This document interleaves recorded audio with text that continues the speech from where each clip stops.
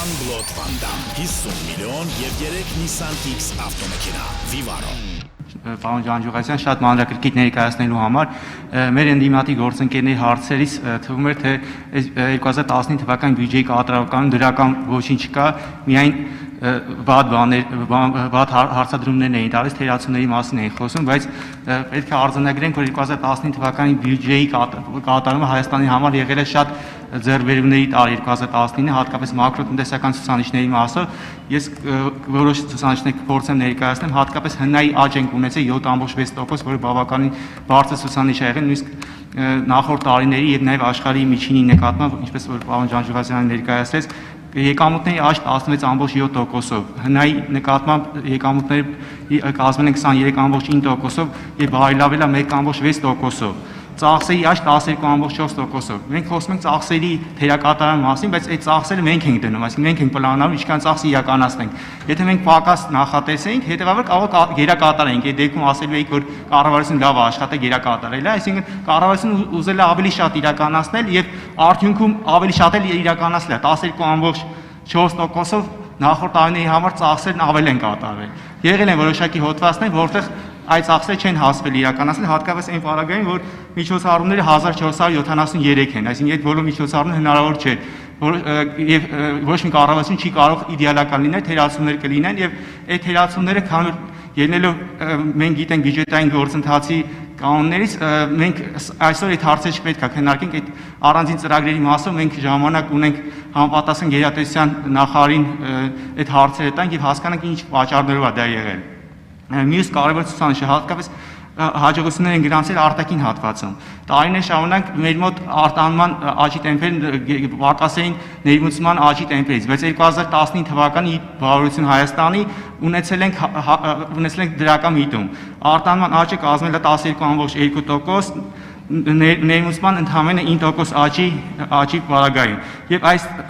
պարագայում ընթացիկ հաշվի դեֆիցիտի մասով բարելավում ենք տեղի ունեցել, հնայի նկատմամբ այս կազմել է 8.2%։ Կարևոր ձեռքբերում ենք ունեցել պետական պարկի հատվածում։ Պետական պարկը մինչև 2017 թվականը հնայի նկատմամբ կազմել 58.9% եւ 2019-ի վերջում պետական պարկի հնարավորություն կազմել ընդամենը 50%, այսինքն որը շատ բարձր ողջունելի ցուցանիշ է։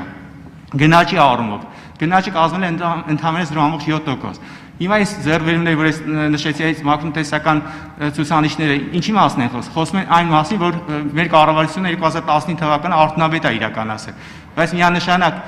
համաձայն ենք կան թերացումներ, որոնք եթե չլինեն, ավելի այս ցուցանիշները ավելի լավը կլինեին։ Հիմա իմ հարցերը պարոն Ջանջուղասյանին, այդ հարցերը, այսինքն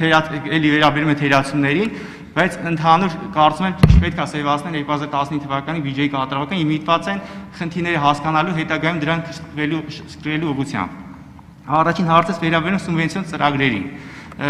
Նախատեսված է եղել 10 միլիարդ դրամի, ընդհանրապես կատարվել է դրանց 62%-ը, չնայած պետք է նշեմ, որ 2018 թվականի նկատմամբ 2.6 անգամ ավել են կատարվել, դա ողջունել է, բայց եթե դա 100%-ով կատարվել, կնպաստեր համայնքների զարգացմանը, ինչն է պատճառը դրա թերակատարման, եւ չէ կարծում, որ այն պահանջը օրենքի, որ պետք է համայնքները որոշակի չափ ներդնեն սուբվենցիոն ծրագրերի մասով, մենք պետք է մեղմացնենք, որ հնարավոր լինի այս ծրագրերը մոտիկացնենք 100%-ին դրա կատարումը։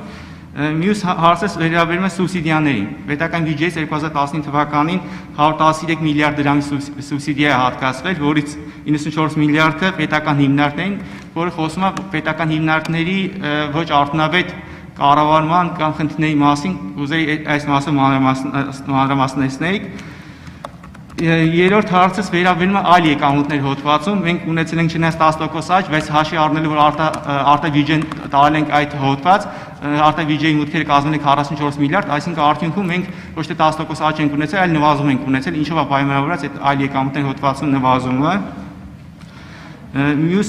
հարցը վերաբերում է վերաբաշխումներին 2015 թվականի ընթացքում, քանի տոկոս է կազմել վերաբաշխումները, որովհետև բյուջեի կատարողականում ես ինչ հանդիպեց այդ ցուցանիշը, Պաուստային վերջին հարցը Պաուստային ֆոնդը հատկացող գումարը կազմել է 34 միլիարդ, նախատեսված 8 միլիարդ 778 միլիոն դրամի նկատմամբ, ինչով է պայմանավորված եղել այդ շեղումը, շնորհակալություն։ Շնորհակալ եմ, սուբվենցիոն ծրագրերի հետ կապված ավելի շատ հասկացա, որ առաջարկ է, քան թե հարց, որովհետև հարցի պատասխանը դուք եթե չիմանայիք, այդպիսի առաջարկ չէիք ձևակերպի, պատասխանը այն է, որ փողի խնդիր չի եղել, տրամադրվել է այնքան, ինչքան որ դրված չափորոշիչներին համապատասխան հայտեր են եղել համայնքներից։ Արդյոք պետք է գնալ այն ճանապարհով, որ մեղվեն այդ չափանիշները, թե ոչ, մտածելու հարց է, չեմ կարծում, թե առնվազն պետքա շտապել այդ հարցում, որովհետև մենք կրկին պետքա պատասխանենք այդ հարցին, մենք ուզում ենք, որպեսզի փոխվի մոտեցումը եւ ստանդարտները, թե ուզում ենք, որպեսզի մենք հարմարվենք եղածին։ Եթե պատասխանը առաջինն է, ապա պետք է ոչ թե մտածել մեղմելու մասին այդ չափանիշները, այլ պետք է մտածել նրա մասին, թե օրինակ ինչու համայնքների ոչ ամբողջ մասը կամ ոչ բոլոր ծրագրերն են, որ կարողանում են համապատասխանել այն չափանիշներին, որոնց շրջանակում կառավարությունը մասնակցում է այդ ծրագրերի ֆինանսավորմանը։ Կարծում եմ, որ կարելի է էլի քննարկել, բայց այդուհանդերձ պետք է այս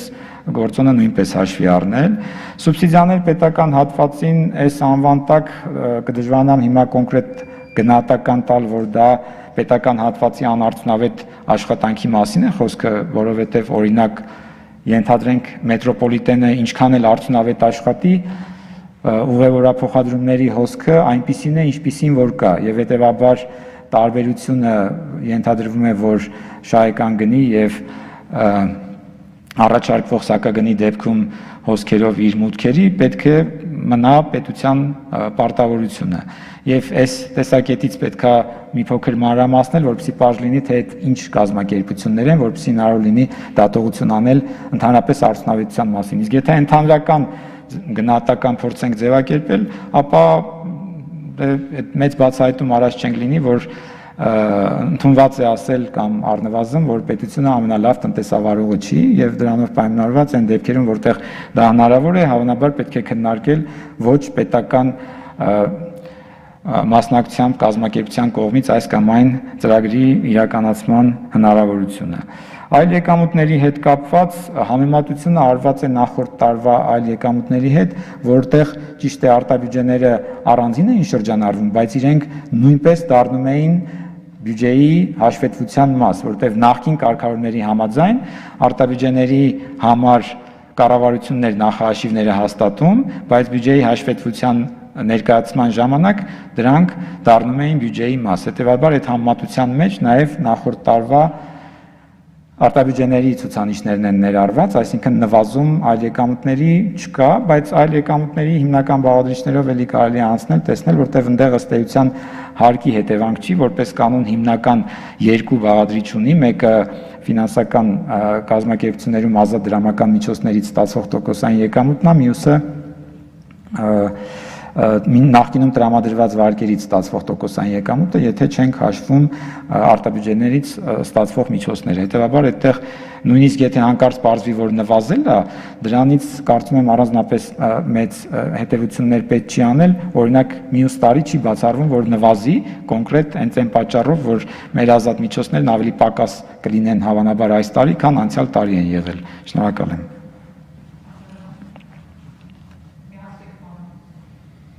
Պարոն Ջանջուվազյան, սուբվենցիոն ծրագրերի մասով պետք է նշեմ, ես համաձայն եմ կառավարության կողմից վարվող այն քաղաքականությունը, որ այս խնդիրը կլուծվի, երբ որ համայնքների խոշորացում տեղի ունենան, բայց քանի որ այդ համայնքների խոշորացում ժամանակ է պետք, որ դա իրականացվի ընթացքի մեջ է, կարծում եմ, որպեսզի այդ ծրագրերի կատարողականի բարձր ցուցանիշ ունենանք եւ այդ խնդիրները լուծենք համայնքների բարձրացած, մի բան պետք է մեղմացնենք, հետագայում երբ որ արդեն համայնքների խոշորացում ունենանք, կարող ենք ավելի խստացնել կամ ավելի օբյեկտիվ չափանիշներ մշակենք, բայց այս մասին, այս պահին կարծում եմ, այս գործող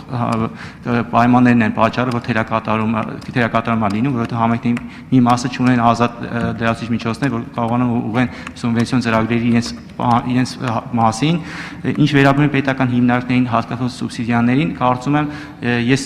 այս հարցը չէի տա այն պարագայում, եթե աճ չլիներ նախորդ տարվա վրա, այդ աճը արդեն իմ մոտ մտահոգության տեղիք է տալիս, գոնե պետք է նվազման ուղղությամբ միտումները լինեն։ Շնորհակալություն։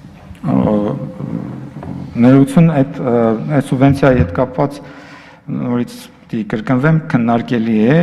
բայց Մինչ այդ պահանջները մեղմել չմեղմելը նույնպես քննարկման հարց է, իսկ սուբսիդիաների աճը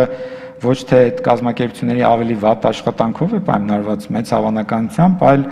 հաստատուն ծախսերի ավելացման հանգամանքով, որտեղ այդուհանդերձ փոփոխություն են եղել այդ ծախսերը կանխորոշող գործոններում եւ դրանով է պայմանավորված, բայց առանձին պետք է հավանաբար ըստ խմբերի գոնե, եթե ոչ ըստ կազմակերպությունների դիտարկել, որպեսզի պարզ լինի թե ինչի մասին է խոսքը։ Շնորհակալ եմ։